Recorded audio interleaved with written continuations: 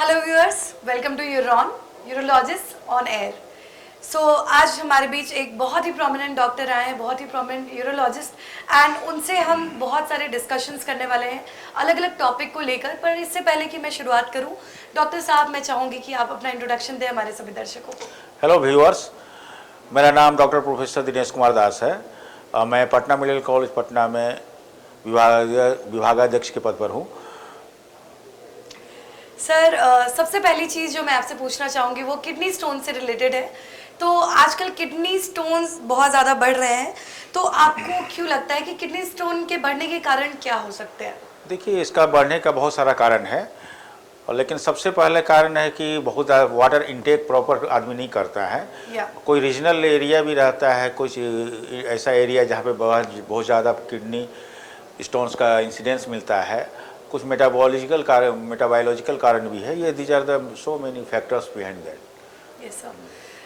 Sir, one more question I'd like to add in this. What has been most challenging case of kidney stone that you have dealt with, and how did you remove the patient's stone? Removal of stones is very different type of process, but most challenging is a bilateral staghorn stone which involve both kidney। वैसी स्थिति में क्या होता है कि दोनों का दोनों किडनी जो है डैमेज हो जाता है, और साइलेंट किडनी डैमेज करने लगता है। मोस्ट ऑफ द पेशेंट गरीब एरिया से आता है, पुअर एरिया से आता है, उन लोगों को पता नहीं चलता है। जब हम लोगों के पास आता है renal stone, bilateral ureteric stone, lots of kidney का लोडिंग रहता है पूरा यूरिनरी ट्रैक्ट एरिया में पूरा में, वैसी स्थिति में हम लोग को थोड़ा सा किडनी को बचाना भी है, पेशेंट को भी बचाना है। और उस समय हम लोग डिसाइड करते हैं इन्वेस्टिगेशन के बाद कि कैसा हम लोग इसको क्या कर सकते हैं, कैसे इसको बेनिफिट दें। Sir, next question is related to BPH. So I'd like to add one more question. What are the complications that could develop if BPH is not diagnosed early on? Can you share a few instances that you have come across during your practice that may help in educating the viewers?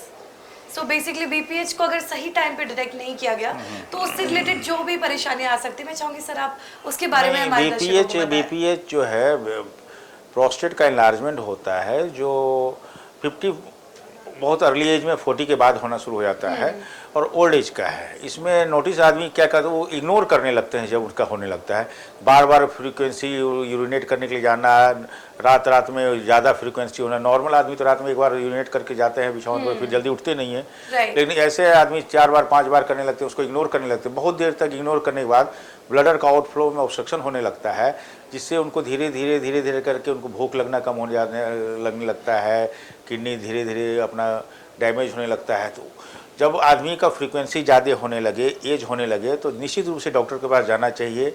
Ultrasound करा के देखना चाहिए कि कितना ultrasound में prostate बड़ा है, या कि पेशाब के थैली में कितना पेशाब ठहर रहा है पेशाब करने के बाद। ये सब करने के बाद लेकिन जब भी ऐसा सिम्टम आदमी को मिले तो डॉक्टर से मिलना चाहिए। Diagnosis is very important at initial stage. Yes. Sir, next thing which I would like to cover is overactive bladder. So overactive bladder से related भी काफ़ी सारी परेशानियाँ आती हैं। So मैं चाहूँगी कि overactive bladder से related जो भी परेशानियाँ हैं उसके बारे में आप हमारे दर्शकों को बताएं कि वो किस तरीके से हमें परेशान कर सकता है।